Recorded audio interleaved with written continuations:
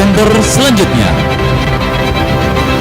Nabila Fabiani Putri, mengusung tema kesehatan dengan judul hubungan dermatitis atopik dengan faktor genetik.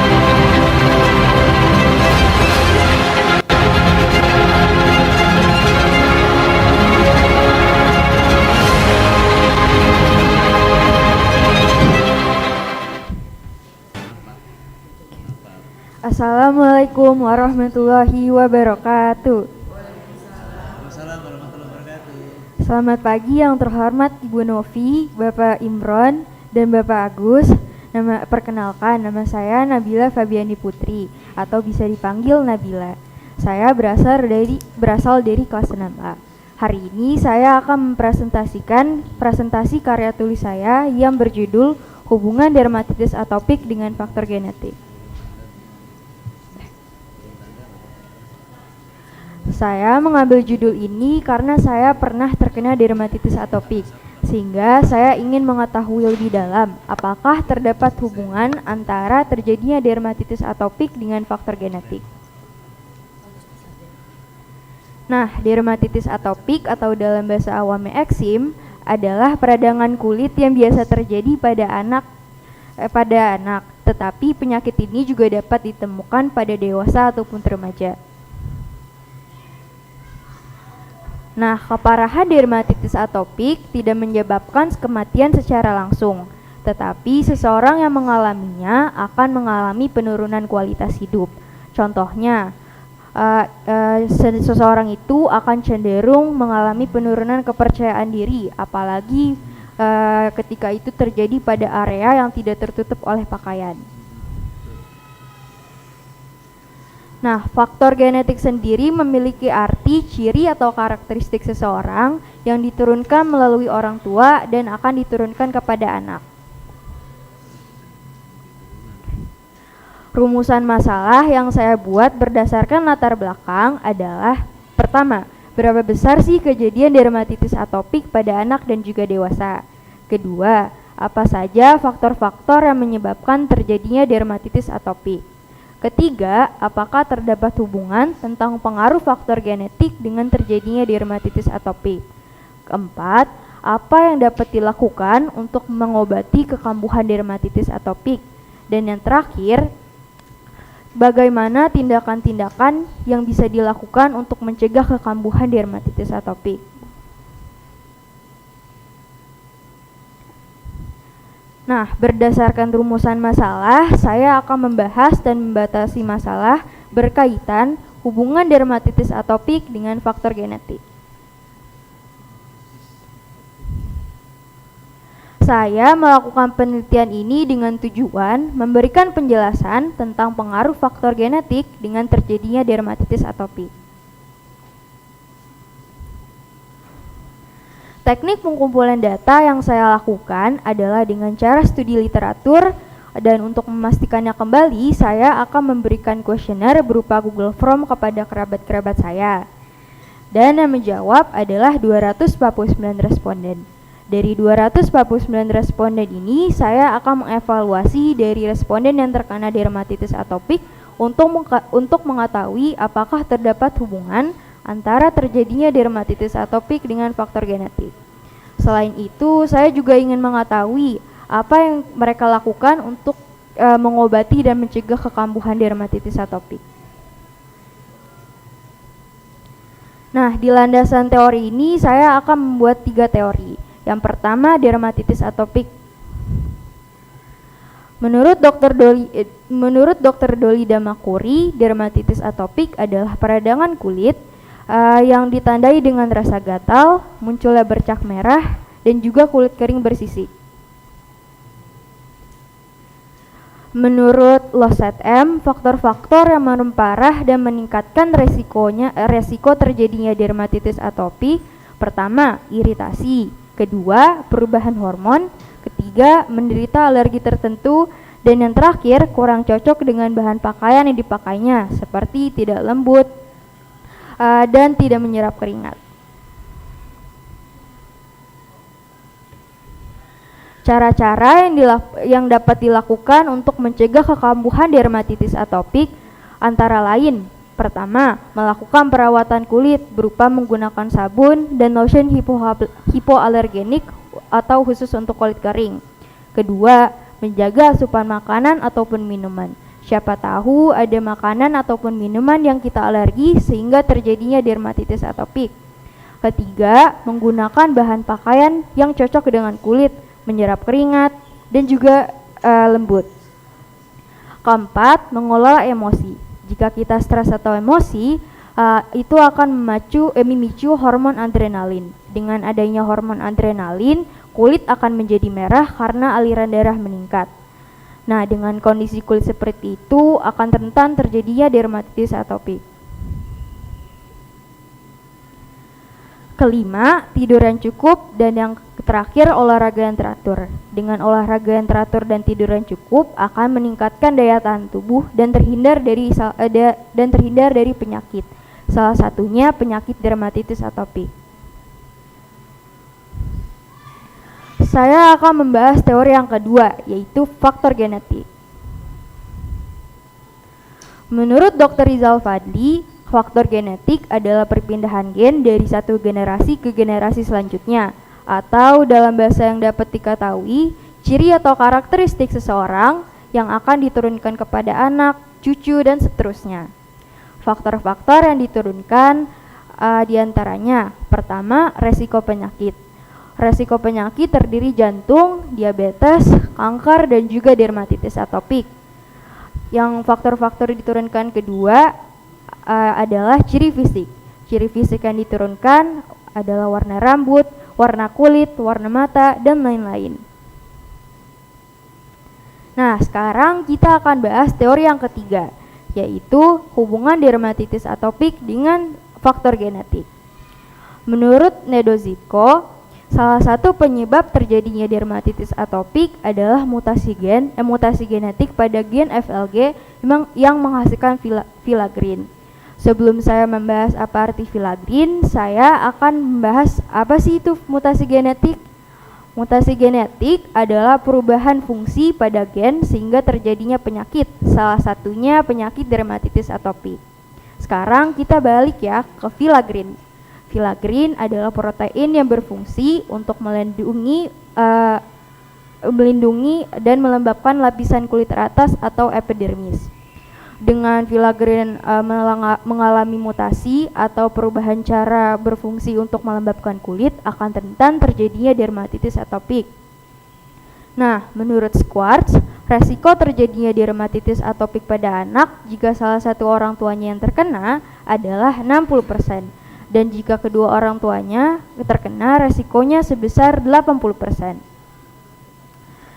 Beberapa penelitian mengatakan bahwa dermatitis atopik lebih sering terjadi pada anak dibandingkan dewasa. Mungkin karena anak-anak tidak terlalu menjaga kebersihan dan selalu menggaruk-garuk ketika kulit itu terasa gatal. Sekarang saya akan membahas diagram hasil penelitian. Dari diagram yang pertama dapat diketahui bahwa ternyata responden yang terkena dermatitis atopik lebih sedikit jumlahnya dibandingkan yang tidak terkena. Kedua, dapat disimpulkan bahwa ternyata dermatitis atopik pada anak lebih besar jumlahnya dibandingkan dewasa. 3.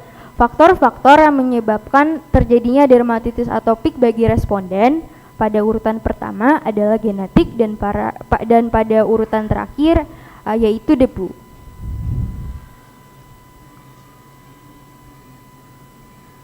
Nah, dalam diagram ini dapat diketahui bahwa responden yang memiliki riwayat penyakit dermatitis atopik pada keluarga lebih banyak jumlahnya dibandingkan yang tidak memiliki dermatitis atopik pada keluarga. Di dalam Google Form, ketika responden yang memiliki dermatitis atopik pada keluarga, akan saya tanyakan dari mana faktor genetik ini diturunkan, dan ternyata sebagian besar diturunkan melalui ibu. Yang paling terakhir diturunkan melalui yang kedua orang tuanya terkena dermatitis atopik.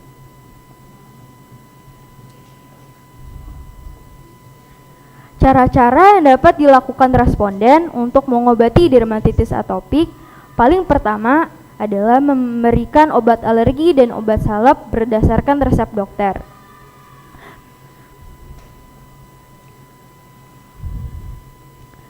Tindakan-tindakan yang dilakukan responden untuk mencegah kekambuhannya dermatitis atopik antara lain paling pertama adalah mencegah memakan makanan pencetus alergi seperti susu, kacang kedelai, udang, dan lain-lain. Berdasarkan penelitian yang saya lakukan, saya dapat simpulkan pertama, dermatitis atopik lebih besar jumlah kasusnya pada anak dibandingkan dewasa. Dermatitis atopik dapat diturunkan melalui faktor genetik.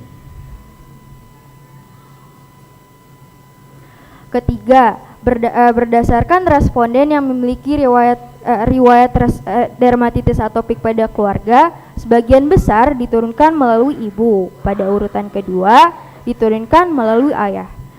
Pada urutan ketiga, anggota keluarga lainnya seperti nenek, kakek, om, dan tante. Dan pada urutan terakhir, yang kedua orang tuanya terkena dermatitis atopik. Simpulan yang dapat saya simpulkan terakhir adalah hal-hal yang dapat dilakukan untuk mengobati penyakit dermatitis atopik. Pertama, memberikan obat salep berdasarkan resep dokter. Kedua, menggunakan sabun dan salep hipoalergenik khusus untuk kulit kering. Biasanya tidak mengandung pewarna dan pewangi. Jika kedua cara itu tidak ampuh, kalian harus berobat ke dokter agar dermatitis itu cepat sembuh. Nah, dermatitis atopik adalah penyakit genetik yang dapat kambuh karena lingkungan yang kurang bersih. Saran yang dapat saya sarankan untuk mencegah kekambuhan dermatitis atopik diantaranya, pertama, menggunakan sabun hipoalergenik khusus untuk kulit kering jika sedang mandi ataupun cuci tangan.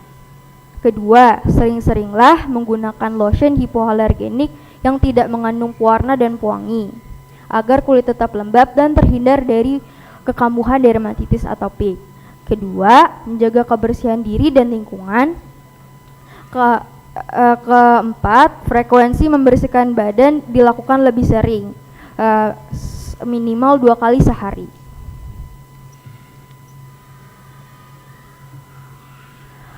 Cara yang dapat dilakukan kelima, jika dermatitis atopik sedang kambuh, minumlah obat kortikosteroid dari dokter. Obat kortikosteroid adalah obat yang berfungsi agar dermatitis atopik itu sembuh. Keenam, gunakanlah pakaian yang cocok dengan kulit.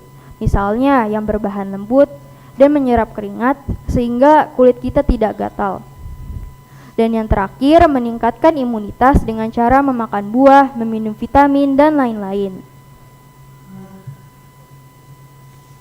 Nah, berdasarkan penelitian, sebagian besar responden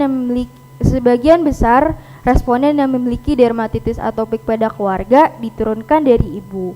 Mungkin untuk penelitian selanjutnya dapat diteliti kepada siapa faktor genetik ini diturunkan. Apakah kepada anak laki-laki ataupun perempuan.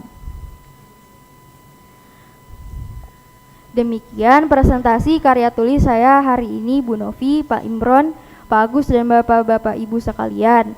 Maaf jika ada kekurangan dan kesalahan pada kata saya. Wassalamualaikum warahmatullahi wabarakatuh. Waalaikumsalam warahmatullahi wabarakatuh. Nabila, Ya, kok kamu milih ini sih? karena saya terkena dermatitis atopik, jadi saya ingin mengetahui lebih dalam. Masya Allah, ya. Kamu sendiri ada keluarga yang jadi dokter kulit? Enggak ada. Nggak ada? Nggak ada. Masya Allah, luar biasa. Jadi pengalaman kamu rupanya ya? Iya. Terus apa yang kamu lakukan dengan kamu mengalami seperti ini? Biasanya kalau habis mandi harus pakai lotion hipoalergenik yang khusus untuk kulit kering biar kulit tetap lembab. Terus Iya. gunakan sabun yang khusus dermatitis atopik. Oh ya, aduh luar biasa rupanya ya, pengalaman juga ini buat Pak Agus sama Bapak Ibu guru serta orang tua yang lain ya. Jadi pelajaran juga bahwa ternyata pengalaman sehari-hari bisa menjadi pemicu buat kita menjadi sumber belajar ya. Selamat ya Nabila. Ini Ya. Pak Agus kira kamu, oh berarti ayah ibunya ada yang jadi dokter kulit ini kok. Iya, ternyata banyak ya teman kamu juga mengalami hal yang sama ya. Iya. Keluarga juga. Iya. Oke, jadi pagi hari ini untuk kalian anak-anak ya. Hari ini bagus ketemu adik kelas 2 kalau nggak salah. Mata kirinya bengkak, tapi nggak merah. Terus tanya, kenapa kok matamu bengkak? Aku alergi. Alergi apa? Alerginya banyak ternyata dia sebut. Seperti yang Nabila sampaikan tadi. Makanan itu nasi alergi, dingin alergi, gandum alergi, susu sapi Pak alergi. Jadi kamu makannya apa gitu. Oh, subhanallah, mudah-mudahan ini nanti menjadi pelanjut kamu ya, pemicu kamu untuk terus belajar ya tentang apa yang kamu alami sendiri ya. Mudah-mudahan menjadi motivasi berikutnya ya. Semoga kamu mau jadi dokter nantinya. Enggak. Oh ya. Ya kamu jadi apa aja nanti sukses ya. Ya mudah-mudahan hari ini menjadi pemicu penyemangat kamu untuk perjalanan hidupmu selanjutnya. Amin. Terima kasih ya Nabila ya. Ya. Ya. Terima kasih Pak Agus.